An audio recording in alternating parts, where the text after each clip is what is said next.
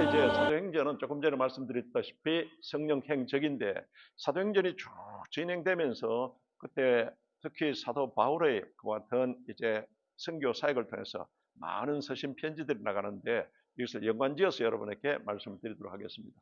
누가복음 사도행전은 누가 이것을 기록했는 건가?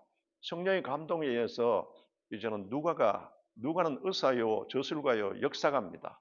이분이 사도 바울을 다 이제 같이 동행하면서 끝까지 동행하면서 그 모든 것을 다 이제 팩트를 딱 정확하게 체크하고 그렇게 해서 기록한 것 같은 이제 이 복음서 그리고 사도행전은 이와 같은 성령 행적입니다. 그래서 누가 했냐?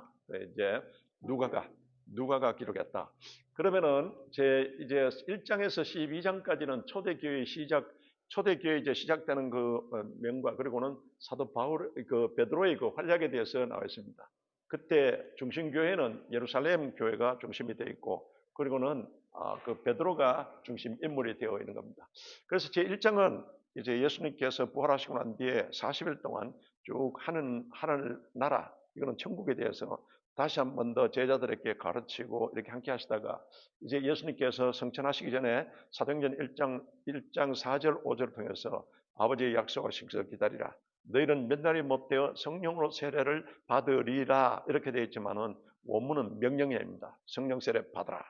여러분 물과 성령으로서 그들만 중생하고 성령 세례하고는 다른 개념입니다. 예수 그리스도를 믿어서 물과 성령으로서 거듭나고 난 뒤에 우리 속에 성령은 내주하고 있지만은 이제 성령이 우리 영과 혼과 육을 온전히 지배하고 인도할 수 있도록 그렇게 세례를 받으라고 예수님께서 명령하십니다. 그렇게 해서 세례를 받고 그러면 성령이 우리에게 주신 권세와 능력을 가지고 땅끝까지 이르러 예수 그리스도 증인이 되라고 같이 두 가지 명령을 성천하시기 전에 예수님께서는 말씀하신 겁니다. 이걸 사도행전 1장 4절 5절을 통해서 8절에 오직 성령이 임하면 너희들이 권능을 받고 성령 세례 받아야 권능이 임하게 됩니다. 그래서 권세와 능력 갖고 땅끝까지 내 증인이 되라고 같이 명령하셨습니다.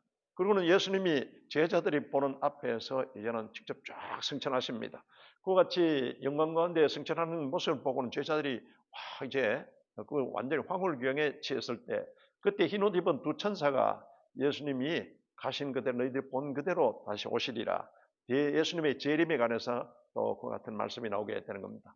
그리고는 이제 제자들이 원래 한 500명이 보았는데 그런데 그것을 보고 그들이 황홀경에 그와 같이 취했지만은 그런데 예수님의 명령대로 성령 세례 받기 위해서 마가다락방에 120명이 모였습니다.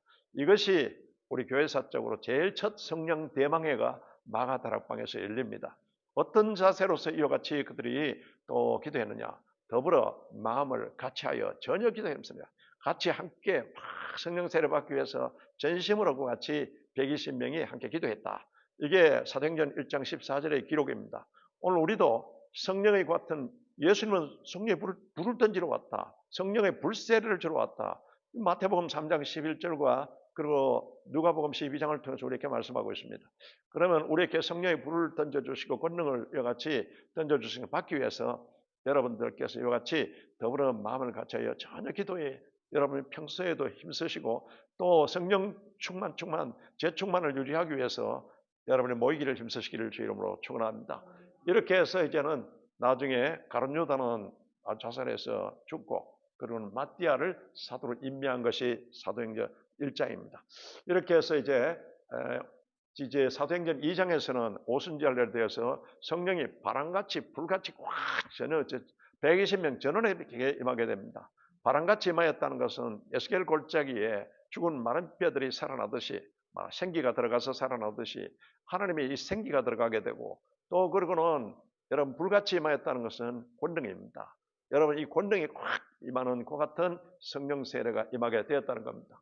그래서 이제 그들이 모두가 다 성령 충만해서 성령의 말하게 하심을 따라서 방언이 터져 나오게 됩니다. 방언은 난곡방언인데요.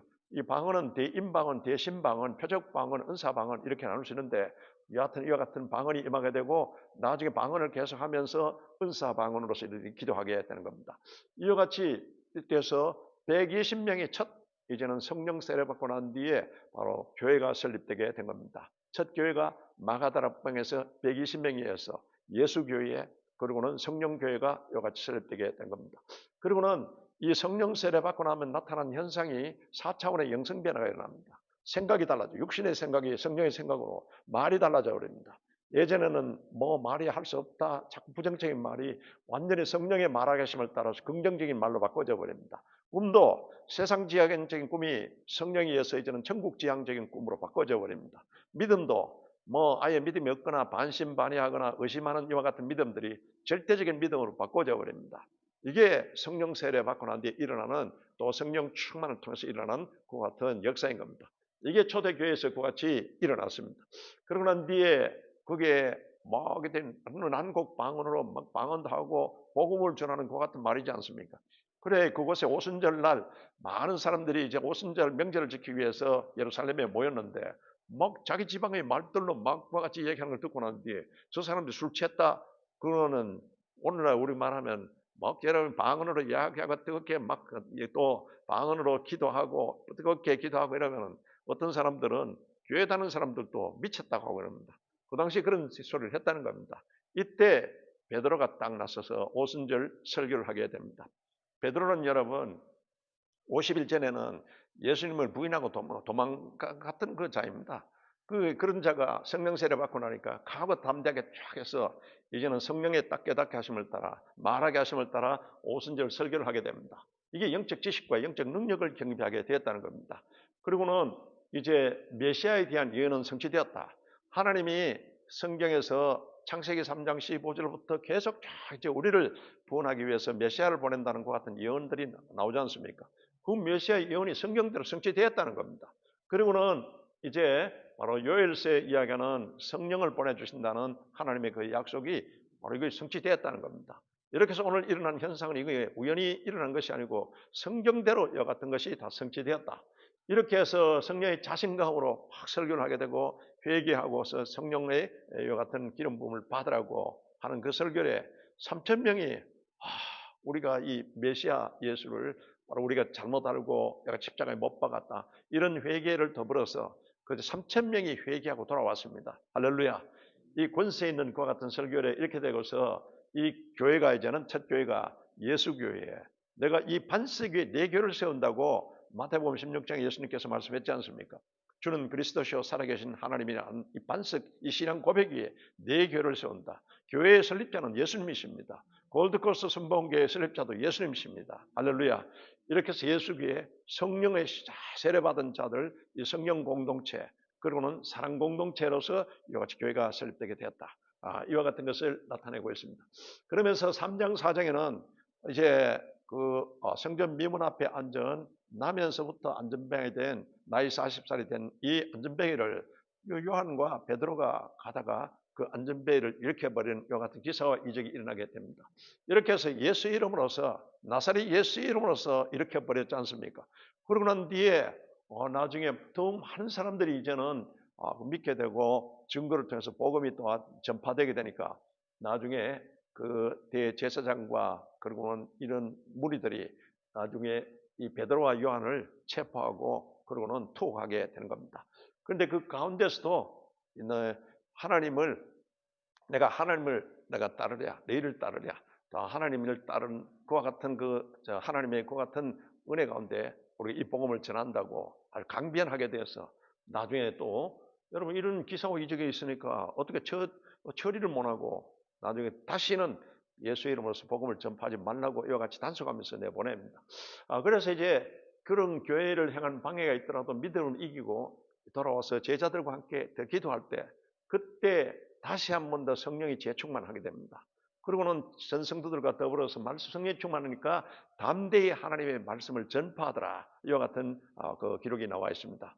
우리 교회도 여러분 담대하게 이 하나님 말씀을 전파하고 하려면 계속 성령의 어노인팅 기름 부음을 받고 성령 충만한 교회가 되어야 될 줄로 믿습니다.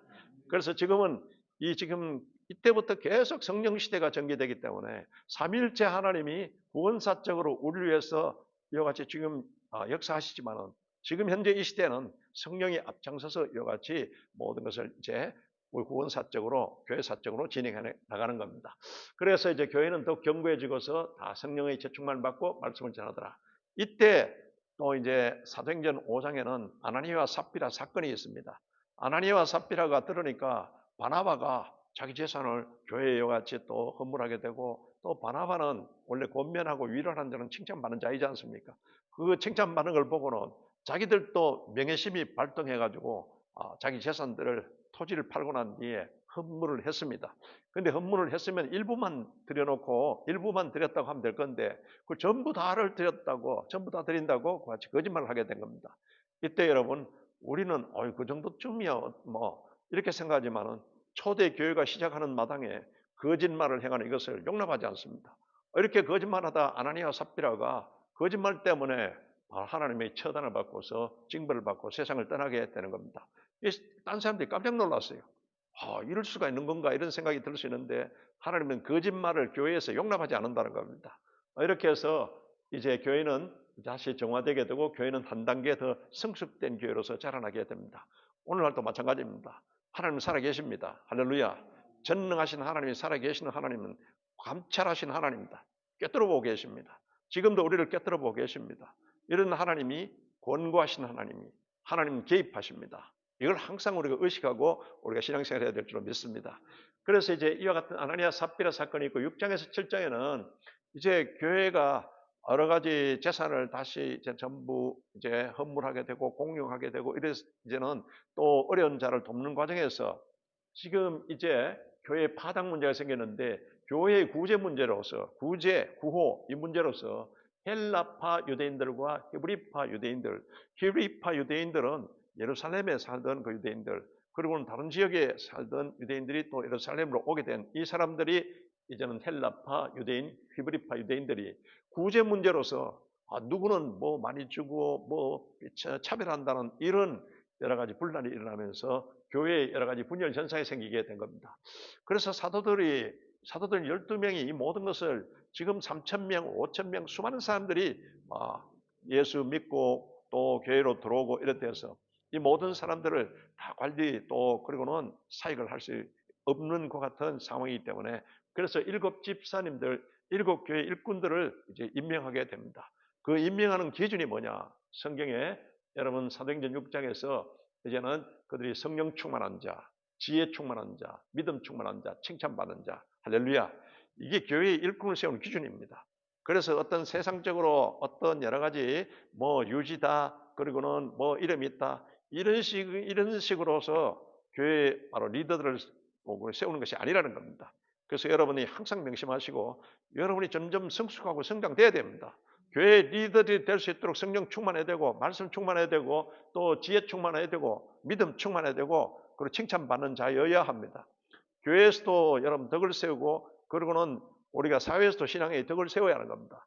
이런 자들을 교회 일꾼으로 여러분과 같은 바로 집사로서 세우라고 한 대로 이렇게 7명이 이제는 세워지게 되는 겁니다. 이렇게 이제 세워나니까 이제 사도들이 말씀과 기도하는 일에 전무할 수 있는 시간이 생기게 되고, 말씀이 달라지지 않습니까?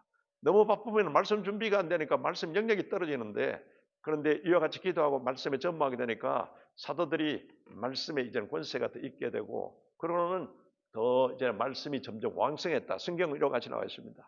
여러분 심정도 그렇고 우리 교회도 더욱더 말씀이 왕성하고 성령 충만하기를 주 이름으로 축원합니다. 이렇게 해서 믿는 제자 수가 증가되었다고 성경은 기록하고 있는 겁니다. 이게 부흥의 비결입니다. 계속 보면은 하나님은 영이요 말씀이기 때문에 말씀 충만, 성령 충만, 그리고는 성교 충만, 이렇게 나가면 교회가 부흥되고 우리 개인도 여러분의 하나님의 큰 은혜를 받아서 은혜의 통로가 되게 되어 있는 겁니다.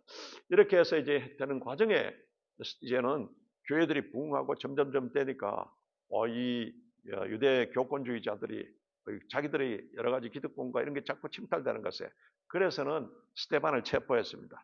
스데반은 이 7집사 중에 성령이 충만했다고 나와 있습니다. 말씀도 전하는 게 아주 잘 전하는 거니까 귀사와 이적도 막 따르는 겁니다. 그랬더니 이들이 이제는 바로 신성 모독죄, 예수가 메시아라고 주장하고 이렇게 하니까, 또 그러는 성전을 여러분 성전 모독죄, 성전을 파괴하고 난 뒤에 사흘 후에 나중에 주님께서 세운다는 이 말씀들을 자꾸 전하고 하니까, 그래서 스데반은 이제 체포되고 나중에 여기에서 이제는 신성 모독죄 이런 걸 범했다고 돌로 이제 때려서, 그래서 스데반이 순교하게 된 겁니다. 그 현장의 그 책임자는 누구였는가? 나중에 바울이 되었습니다마는 사울이라는 사람이 그게 딱 모든 집행하는데 앞장서 있다가 스데반의 설교를 통해서 나중에 쇼크를 받았습니다. 일단은 그 스데반의 이 설교가 이 지금 바울에게 새겨져서 나중에 바울이 비스디아 안독이라든지 내가 설교한 내용들을 보면 다 스데반의 설교가 그대로 반영되어 있습니다. 이때 바울에게 큰 여러 가지 임팩트가 오고 이거 뭔가 있다 이런 생각이 있었는데 아직까지는 변화되지 못하고 있었습니다. 이런 상황이었는데 이제 8장에 보면은 예루살렘 교회에 대해 핍박이 일어나고서는 흩어져 버립니다. 성도들이 이제 부흥하고 이러면은 주님이 성천하시면서 말씀하시기를 바로 이제 성령이 막 권능을 받으면은 그 다음에는 바로 온 유대와 사마리아 땅끝까지 이르러 예루살렘과 온 유대와 사마리아 땅끝까지 이르러 자꾸 이제는 선교와 그리고 전도를 펼쳐나가야 하는 겁니다. 그런데 자기들끼리만 유대인들이 똑똑 뭉쳐가지고 있으니까 그게 하나님의 그 같은 하나님의 그 방법으로서 대핍박이 오게 되고 거기에 있던 모든 성도들은 사도 위에는 전부 흩어져서 나가버렸습니다. 이 불씨가 확 퍼져나가게 여같이 된 겁니다. 이렇게 해서 사울은 아직까지 임팩트는 받았지만은 근데 아직까지 그가 편견을 가지고 있고 잘못된 것 같은 관념으로 이제는 그 예수가 이단의 개수라는 이런 생각이 있어서 그래서 이제는 교회를 박해하고 그리고는 전멸시키는 일에 그같이 있고 또 그렇다 예루살렘 교회는 거기에 닥친 핍박으로서 사도들 위에는 전부 확 번져나가게 된 겁니다. 이렇게 해서 그 집사 중에 한 빌립 집사가 사마리아에 갔습니다. 그래서 이제 사마리아에 가서 복음을 전하니까 여기에 사마리아 도성에 붙었던 귀신도 떠나가고 막 기쁨이 넘치게 되고 예수 그리스도를 많이 영접하게 된 겁니다. 그런데 아직까지 이제 성령 세례는 받지 못했어요. 그들이 예수를 영접하기는 많이 했는데 그래서 예루살렘 교회에 그걸 보고했더니 그때 베드로와 요한이 사마리아에 찾아가서 그 이제는 같이 기도하고 이럴 때 그때 성령이 확 임해가지고 사마리아 도성에 이제는 예루살렘에 임하였던 성령 강림이 사마리아 도성에도 이같이 임하게 되었다는 겁니다. 이것을 모든 것은 성령의 이와 같은 행적이 쫙 진행되어 나가는 겁니다. 이렇게 해서 이제 복음이 예루살렘을 넘어 사마리아와 땅끝까지 이렇게 전해 나가는데 빌립 집사가 나중에 성령의 이와 같은 이제는 그 감동에 의해서 이제는 그것을 떠나라는 겁니다. 그런데 한창 사마리아에 막 부흥이 일어나고 있는데 성령님은 이제 이 빌립에게 너는 떠나서 광야로 가라 이와 같은 지시를 받습니다. 이게 이제 벤처 신앙이라고 그렇게 하는 겁니다. 그래서 사람의 생각은 이게 아닌데 싶어도 성령이 이와 같은 지시에 따라 순종해서 갔더니 이제 이디오피아 그 내시가 예루살렘에 가서 이제는 예배를 드리고 돌아가는 길이었습니다. 근데 성경을 읽고 있는데 그 성경 내용을 잘 몰라서 했습니다. 이사야서를 읽고 있은 겁니다. 그래서 나중에 이제 이 내시에게 가까이 가서 빌립이 성경을 알겠느냐 무슨 말인지 모르겠다. 그래서 이사야서는 예수님에 관한 것 같은 말씀이라는 걸 가르쳐주고 그 자리에서 나중에 이 내시가 이제 세례를 받게 됩니다. 물이 있는 곳에 내려서 침례를 받고 돌아가서 이디오피아의 큰 여러 가지 복음 전파와 붐을 일으키는 그 원초적인 그것이 구스 내시 구스에 의해서 이와 같은 일이 있게 됐다. 계속 이제 번져나가는 겁니다. 그리고는 이제 복음이 예루살렘과 사마리아 땅끝까지 향하게 되는 겁니다. 이렇게 돼서 사도행전 9장에서 11장까지는 이제 사도 바울의 등장이 있습니다. 바울이 그 전에는 아주 편견되고 잘못된 딱 그 생각으로 예수 믿는 자를 핍박하고 살기가 등등해서 지금 다마스커스로서 사내들인 공회 체포 영장을 갖고 이제 가는 중입니다.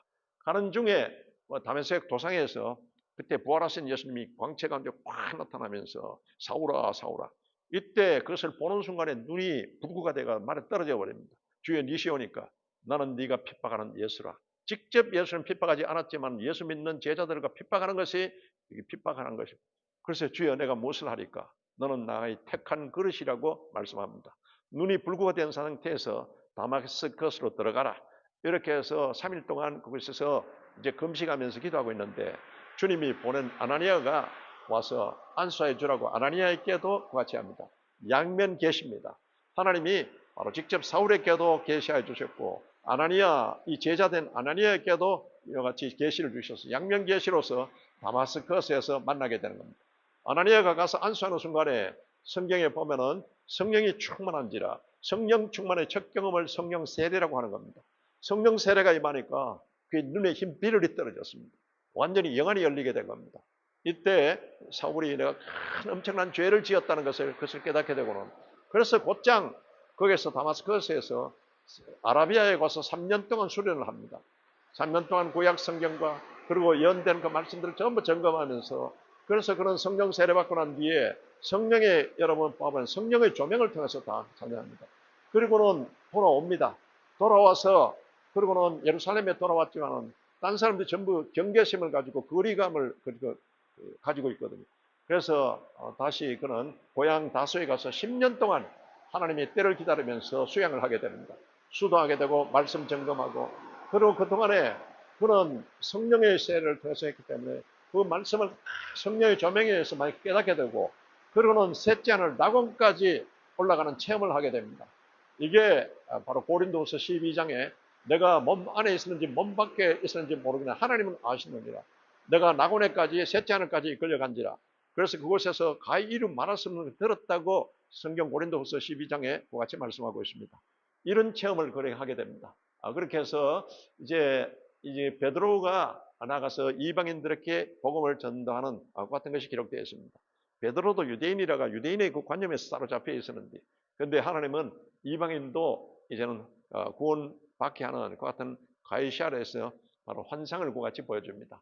이렇게 해서 한편으로 고넬료는 로마 백부장이 이방인인데 아주 그는 믿음이 충만하고 하나님을 또 경외하고 또 그러고는 바로 구제의 열심을 있던 그 같은 자입니다.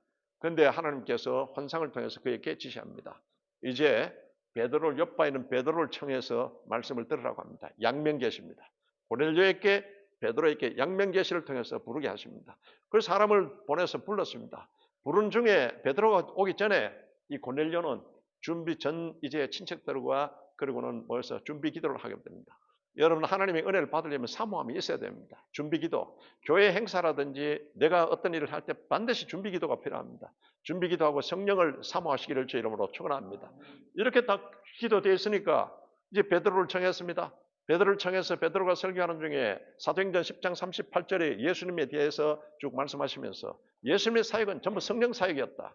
하나님이 나사렛 예수께 성령과 능력을 기름부터 타셨음에 제가 돌다니면서 착한 일을 행하시고 마귀에게 눌린 모든 자를 고치셨으니 이는 하나님께서 함께 하셨습니다. 할렐루야.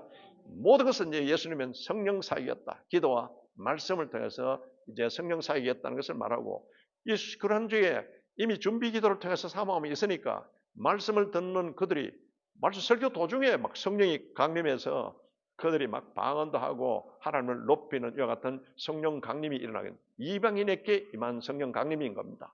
이와 같은 고넬료 집안에 이와 같은 성령세를 통해서 이제는 성령에 의해서 이방 선교가 또 시작되었다는 그것을 나타냅니다. 고넬료 로마도 백부장의 집안에 이와 같은 역사가 나타나게 된 겁니다. 이렇게 해서 사도행전 12장에는 이제 헤롯이 그 백성들의 그 민심을 환심을 사기 위해서 그래서 사도 야고보를 죽이는 첫 번째 이와 같은 사도의 순교 사건이 일어납니다. 그러고 난 뒤에 베드로를 체포했습니다. 베드로를 체포해서 내일이면 사형 집행할 건데 그런데 바로 성도들이 모여서 기도할 때 이때 하나님이 천사를 보내서, 그래서 중보기도 우리 합심기도가 중요하다는 겁니다. 그래가지고는 베드로가 다 감옥에서 나오기에 그같이 하나님께서 바로 천사를 보내서 조치한 겁니다.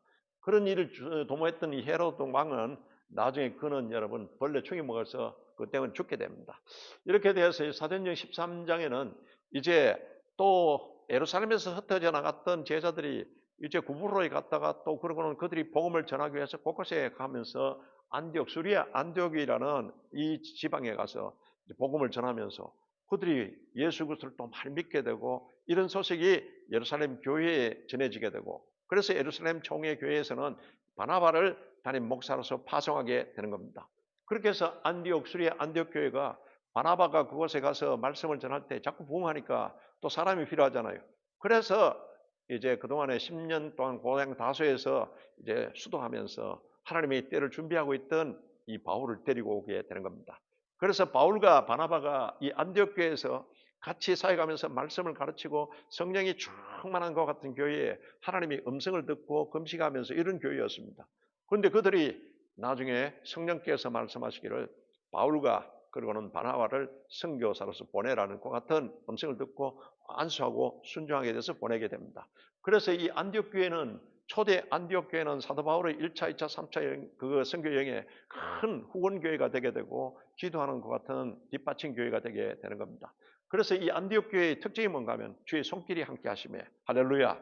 우리 교회도 여러분이 주의 손길이 함께하는 이와 같은 성령의 음성을 듣고 여러분이 또한 금식하고 편견이 없이 다 이와 같이 주님을 사랑하면서 성교의 이와 같은 교회가 되시기를 주의 이름으로 축원합니다. 주의 손길이 함께 하심에 안디옥 교회의 특징입니다.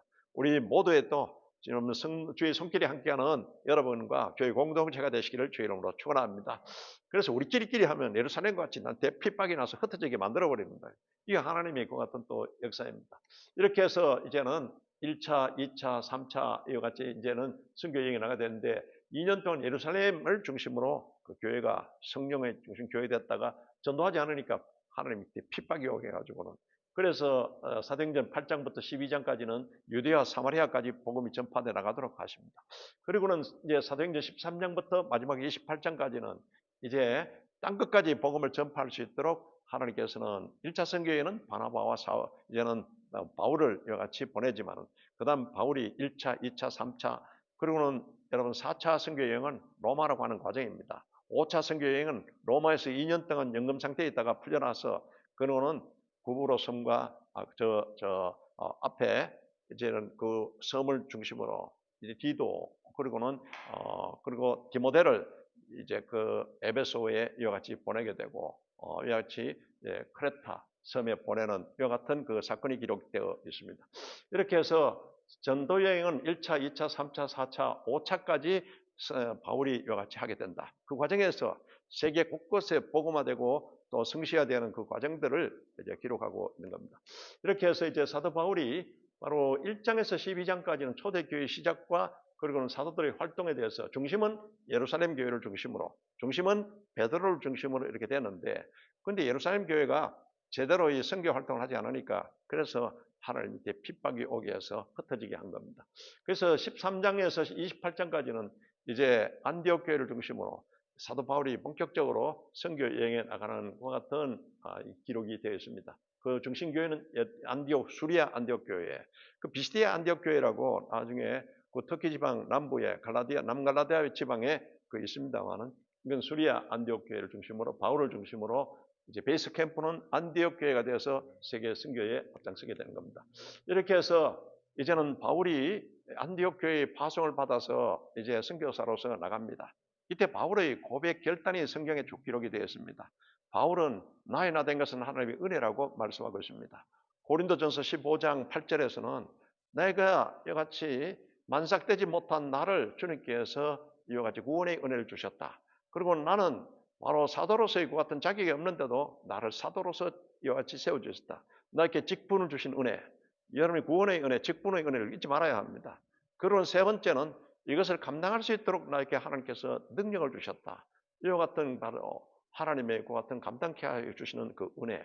그래서 바울이 고린도전서 15장 그 10절을 통해서 나의 나 된 것은 하나님의 은혜라. 할렐루야. 그는 완전 죽을 수밖에 없는 죄인의 괴수였지만은 그런데 자기는 하나님의 은혜였다. 그래서 바울이 결단하고 나가면서 이제 선교 나갑니다. 이 은혜의 복음을 전해야 되겠다. 그래서 사도행전 20장 24절에 나의 달려갈 길과 주 예수께 받은 사명 곧 하나님의 은혜의 복음을 증거하는 일을 마치려면 나의 생명을 조금도 귀한 것으로 여기지 아니하노라. 에베소 장로들을 불러놓고 3차 선교여행을 마치고 이제는 예루살렘을 내려가는 길에 했던 고백입니다. 바울의 고백은 이 은혜의 복음을 증거하는 일에 내 생명을 바쳐버린다는 겁니다. 그렇게 했습니다. 마지막 디모데후서 4장 7절 8절을 통해서 마지막 이제는 그는 사형 집행을 눈앞에 두고 그가 사랑하는 디도에게 한 말이 있습니다. 디모데에게 한 말이 있습니다. 그것은 내가 선한 삶 사오고 지금까지 내가 이제는 땅에 달려갈 길을 이와 같이 선한 삶 사오고 복음을 전하는 일에 영적 전쟁을 치렀다는 겁니다. 이제 내가 이제는 믿음을 지켰으니 이때까지 쭉 믿음을 지키고 은혜의 복음을 전하면서 이렇게 했다는 겁니다. 이제 후로는 나를 위해서 의의 면류관이 예비되었으니 자기는 이 하늘의 상을 바라보면서 여기까지 달려왔다는 겁니다. 왜 그렇습니까? 그는 낙원까지 갔다 체험한 사람입니다. 그곳에서 여러분 부활하신 예수님을 낙원에서 만난 사람인 겁니다. 그래서 바울은 이 선교에 가는 결단이 은혜의 복음을 증거하는 일을 마치라면 나의 생명을 조금 더 귀한 것으로 여기지 아니한다. 이런 결단이 쭉 이제는 그동안의 선교 사역을 통해서 나타나게 됩니다. 그래서 제1차 선교 여행은 고향을 중심으로 나갑니다. 바나바의 고향인 구브로, 오늘날 이제 키프러스, 사이프러스, 그리고는 다소, 남갈라디아 지방에 있는 바울의 고향인 다소를 그 부근에 있는 그 지방을 중심으로 선교 여행에 나가게 되는 겁니다. 그래서 안디옥은 최초의 이방인 교회인데 바나바와 바울을 선교사로 파송했는데 그러다 1차 선교 여행 중에 그 강팍한 유대인들이 계속 방해합니다. 예수는 이 이단의 괴수인데 그런 것을 전한다고 그같이 영적으로 모르고 계속 방해하고 마찰이 생기게 되는 겁니다. 이렇게 해서 이제 보시면 여기에 이제 구브로, 우리 그 한국말은 구브로인데 그거는 세계적인 것 같은 지명으로서는 사이프러스, 키프러스입니다. 키프러스 섬에 여기는 바나바의 고향에 먼저 가서 여기서 복음을 전하고 이젠 여기에 다소가 여기 있는데 이 부근의 지방을 바울의 고향입니다. 그래서 먼저 고향 지방을 중심으로 가서 복음을 전하게 되는 겁니다. 이렇게 해서 루스트라라는 곳에서 그곳에서는 또 바울이 설교하면서 안전벨을 일으켜버리는 것 같은 일이 있습니다. 그래서 이제 이렇게 선교 여행을 하고 돌아왔습니다. 그래서 많은 사람들이 이방인들이 예수 그리스도를 믿게 되었습니다. 믿게 되었는데 나중에 이제는 그 수리아 안디옥에서도 거기에 유대인들, 아직까지 율법적인 유대인들이 계셔서 와가지고는 구원받으려면 예수만 믿어서는 안 된다. 그걸 할례도 받아야 되고 율법행위를 해야 된다고 이와 같이 주장하는 것이 나타나요. 이방인들도 그렇게 해야 된다는 겁니다. 이게 논란이 생기게 된 겁니다. 그래서 이제는 예루살렘 총회에 그것을 문의하게 됩니다. 문의하게 돼서 예루살렘 총회에서 이방인의 구원 문제에 대해서 회의를 하고 난 뒤에 결정을 하게 됩니다. 그래서 우상이 더러운 것과 피하고 음행과 목매인 것과 피를 멀리하라고 권하고 아무 짐도 지우지 않게 그들은 다른 행위 없고 오직 믿음으로써 구원받는다. 이방인도 이시잉칭의에 대한 이와 같은 결정을 그같이 하게 되는 겁니다. 이게 예루살렘 총회에서의 1차 선교 여행 후의 결정입니다. 이제 이와 같은 결정을 가지고서 이제 바로 2차 선교 여행에 이제 이방인들을 향해서 바울이 이제 나가게 됩니다. 바울이 2차 선교 여행은 그리스 지방입니다. 그리스 지방은 여러분 인본주의 철학의 그 본서입니다. 그러니까 원래 2차 선교 여행은 이 지금 아시아 안디옥 지방을 향해서 이와 같이 선교하려고 했는데 하나님의 성령은 계속 예수의 영이 막은지라. 우리 예수의 영 성령은 이 그리스 지방 헬라 철학의 본산인 이 그리스 지방으로 향하게 하는 겁니다. 그래서 이제 이와 같이 이제는 예루살렘을 통해서 나중에 드로아에서 건너서 이제 헬라 그리스 지방으로 마케도니아 지방, 나중에 고린도까지 같이 나가게 되는 겁니다. 그런데 가는 중에 루스트라에서 이제 그곳에서 이제는 디모데가 따라 나서게 되고 또 그러고는 여기 지금 드로아에 가기 전에 이 과정에서 나중에 누가가 예수 그리스도를 믿고서 바울을 따라 나서게 되는 겁니다. 그래서 2차 선교여행에 이제 헬라 지방 그리스 여기에 반도를 중심으로 할 때는 이때 디모데와 그리고는 누가가 동행해서 같이 사역을 하게 됩니다. 그래서 빌립보, 데살로니가 또 나중에 베레아, 아테네 그리고는 고린도까지 이와 같이 내려와서 이제는 그 선교 여행을 2차 선교 여행을 마치게 되는 겁니다. 근데 2차 선교 여행은 조금 전에 말씀드렸다시피 바로 철학, 인본주의, 도성인 본산에 가서 이와 같이 하나님께서 복음을 전하게 하시는 겁니다. 그래서 바나바와 이제 결발한 그 바나바와 바울은 조카 이 마가가 1차 여행에 나갔다가 중간에 돌아와 버렸어요. 그래서 2차 여행에 나갈 때는 바울은 데리고 가지 않겠다고 하고 바나바는 데리고 가자고 하고 여기에서 서로 언쟁이 생겼다가 헤어지게 됩니다. 바울은 디모데 나중에 신라와 루스트라에서 디모데를 데리고 그리고는 이제 나중에 누가도 동참하게 되어서 2차 선교 여행에 나가게 되는 겁니다. 이렇게 해서 이제 바울은 이제 원래는 아시아 지방 에베소를 중심으로 선교를 하려고 했지만은 주의 성령이 예수의 영이 막은지라 그래서 하나님의 성령의 인도함을 받아서 마케도니아 이제 그리스 반도로 가게 되는 겁니다. 그래서 우리 선교는 하나님 뜻입니다. 하나님의 뜻이지만은 하나님 뜻이니까 지금 저게 선교 아시아 지방에 선교하려고 하는 것도 당연하겠지요. 그러나 구체적으로 선교도 하나님 뜻이지만 구체적인 인도함을 성령의 인도함을 받아야 된다는 것을 그것을 나타내고 있습니다. 교회에서 우리가 선교 좋다 산대 내 멋대로 하는 것이 아닙니다. 그때 하나 세심한 것까지 성령의 인도함을 다 받아야 하는 겁니다. 이렇게 해서 이제 바로 제2차 선교 여행에서 이제 나가서 나중에는 이제 그 빌립보에서 또 그리고 데살로니카에서 또 유대인들이 다 계속 깡패들을 동원해 가지고 바울을 해치려고 하니까 또 베레아로 갔는데 베레아에서는 더 강력한 붕이 일어납니다. 이렇게 해서 끝까지 와서 또 이제는 또 방해하니까 바울은 디모데와 실라를 이것에 남겨두고는 바울은 아테네로 혼자 내려가게 되는 겁니다. 아테네가 여러분 철학의 본산이지 않습니까? 그것에 가서 복음을 또 전합니다. 그런데 그것에서는 바울이 복음의 원색적인 복음을 전해야 되는데 철학적으로 바울은 철학의 이 헬라 철학의 대가거든요. 그것을 그 철학적으로 비견해 하다가 이 말씀의 영역이 떨어졌는지 아테네에서 많은 사람들이 또 교회도 세워지지 못하고 많은 사람들이 또 결신하지 못하는 것 같은 결과를 가지고 고린도로 내려오게 됩니다.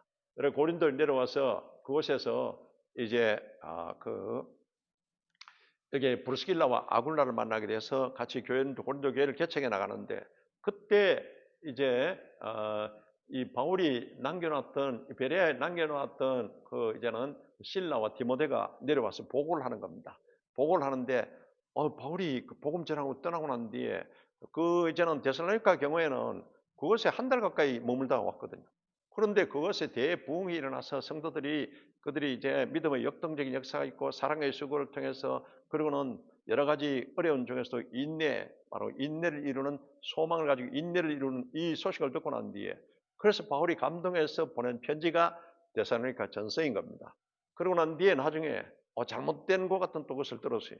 이제 종말에 가는 이와 같은 그게 온다 해가지고는 일할 생각은 아니하고 또 나태한 여러 가지 이 잘못된 그것을 듣고 난 뒤에 데살로니가 후서를 또 보내게 되는 겁니다. 이렇게 해서 보내고 또 그리고는 이제 갈라디아서는 이게 학자들별로 1차 선교여행 때 보냈다, 2차 선교여행 때 보냈다, 뭐 3차 선교여행 때 보냈다 했는데 대개가 이제는 갈라디아서는 2차 선교여행 때 고린도에서 갈라디아 지방에 복음을 전했는데 교회가 섰는데 여기에 또 여러 가지 이단들이 들어오거나 또한 할레파 이들이 들어가지고는 구원은 믿음으로는 안 된다.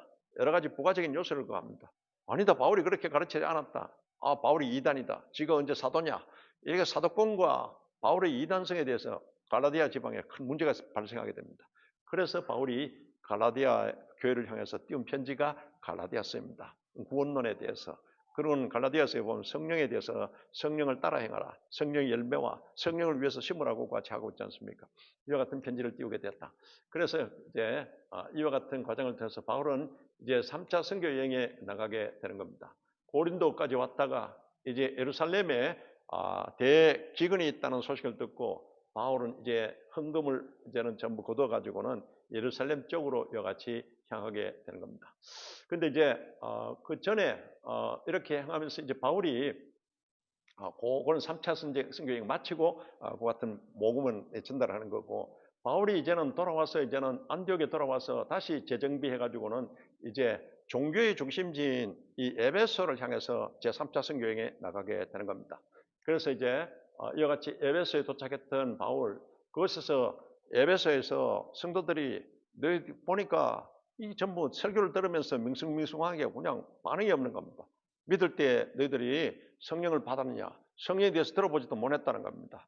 아볼로가 전했던 것 같은 물침례에 대해서만 알 따름이고 그래서 바울이 말씀을 전하고 같이 기도하면서 안수할 때 12명 전원이 다 성령 세례 받음으로써 에베소의 성령 강림 사건이 일어나게 되는 겁니다. 그럼 성령 받고 난 뒤에 바울은 말씀을 전하고 두란노 서원을 중심으로 그냥 2년 6개월 가까이 에베소에 머물면서 그 에베소에는 그러니까 막 성령이 하나님께서 그리고는 성령의 희한한 권능을 주시고 그것은 많은 또 역사가 나타납니다. 두란노 서원을 중심으로 말씀을 가르치고 또 그러고는 성령 세례 받을 수 있도록 같이 인도하게 되는 겁니다. 이렇게 해서 에베소에는 성령이 강림하고 두란노 중심 사역이 이루어지고 대각성 부흥이 일어납니다. 이때 성령의 강림을 통해서 나타나는 현상이 뭔가 하면 하나님이 그 말씀을 흥왕하게 하셔서 세력을 얻게 했다고 말하고 있습니다. 성령이 충만하고 또 두란노에서 말씀을 가르치되 진리의 말씀을 엑기스로 가르치니까 이와 같은 역사가 나타나게 된 겁니다. 그런데 여기 있을 때 고린도 교회에 문제가 생겼습니다. 고린도 교회에 문제가 생겨서 나중에 바로 그 고린도 교회에 있던 성도들이 와서 보고를 하는데 고린도 교회에 여러 가지 문제가 생겨서 1차 바로 이제 고린도 전서 편지를 바로 보냅니다. 이때 디모데를 통해서 보냈는데 근데 그 편지를 받고 난 뒤에도 그들은 변화가 없고 오히려 대적하는 것 같은 분위기입니다. 그래서 바울이 2차 편지를 보내는데 아주 강성의 것 같은 편지를 디모데는 연약하니까 디도를 통해서 보냅니다. 디도를 통해서 보냈는데 그러고 난 뒤에 소식이 없어요. 그러고 있다가 나중에 이제는 에베소에 여러 가지 대각성 운동을 통해서 사회적인 변화가 일어나니까 거기에 아데미 신상을 만들어서 팔던 사람들이 소동을 일으켜가지고는 큰 분란이 나서 바울이 위험해서 이제는 피하게 됩니다. 바울이 이렇게 해서 데살로니가 지방으로 이제 올라왔을 때 이때 제2차 편지를 가지고 갔던 디도를 거기서 만나게 되고 어떻게 되느냐? 고린도 교회가 회개하고 이들이 이제는 자중하게 되었다는 겁니다. 그래서 제3차 이제 편지가 그 디도에게 고린도 지금 후서입니다. 우리가 갖고 있는 그 편지를 여같이 띄우게 된 겁니다. 그런데 제2차 편지는 지금 없습니다. 근데 그 내용이 고린도 후서에 그대로 편지가 다 내용이 그때 띄웠던 편지 내용이 들어가 있는 겁니다. 이렇게 해서 바울은 바로 고린도의 처음 편지가 나중에 그 고린도 교회에서 받아들이지 않고 2차 편지는 아직 그래서 강하게 보냈고 그래서 나중에 그들이 이제는 회개하고 돌이켰다는 이와 같은 소식을 듣고 그리고는 위로하면서 고린도후서 제 세 번째 편지를 띄우게 되는 겁니다. 이렇게 해서 디도편에 보내서 이 편지가 전달되게 됩니다. 이렇게 해서 드디어 이제 바울은 이 고린도 교회의 3차 선교여행을 마무리하면서 고린도에 내려오게 되었습니다. 그것에서 3개월간 머물면서 제4차 선교 여행지가 이제는 세계 정치적인 중심지인 로마입니다. 로마로 가기 위해서 이제 로마서를 기록하게 된 겁니다. 로마서를 기록해서 이제 베베 있게 로마로 보내게 되는 겁니다. 로마는 세계 정치적인 중심이기 때문에 이제 세계 정치적인 중심지로 이제 바울이 가고자 기도하면서 같이 먼저 로마서 편지를 띄우게 된 겁니다. 이렇게 해서 바울이 이제는 이제 제4차 선교 여행은 이것은 로마로 가는 것과 같은 그 과정입니다. 바울이 이제 조금 전에 말씀드렸던 그 같은 예루살렘에 큰 가뭄이 와서 구제 헌금을 다 모아서 그러고는 제자들과 함께 예루살렘을 방문했습니다. 근데 예루살렘을 방문했는데 그런데 이제 바로 문제가 이제 예루살렘에서 이방인을 데리고 성전구역에 금지구역에 들어갔다. 이래 가지고 오해를 받고 그러고는 강팍한 유대인들이 폭동을 일으켜서 바울은 그래서 이제는 천부장에게 의해서 그는 분리되어 가지고는 그는 다이시아라에 있는 로마 주둔지에 있는 그곳에 가서 2년간 연금 상태였습니다. 재판을 받아야 되는데 계속 총독이 재판을 연기하고 이렇게 해서 2년 동안 연금 상태에 있게 됩니다. 이렇게 해서 2년 동안 연금 상태에 있을 때 이때 누가는 직접 예수 그리스도에 관한 팩트들을 전부 이제는 현장을 답사하면서 다 이와 같이 서칭하게 되고 점검하게 되는 겁니다. 이렇게 해서 나는 로마 시민권자이기 때문에 나는 로마 황제의 재판을 받기를 원한다. 상소를 하게 돼서 이제는 그래서 이제 바울은 로마로 호송당하게 됩니다. 그렇게 해서 율리아 백부장이 이제는 그 바울과 제수들을 이제는 이제 데리고 로마로 가는데 그때 로마로 가는 배에 276명이 승선하게 됩니다.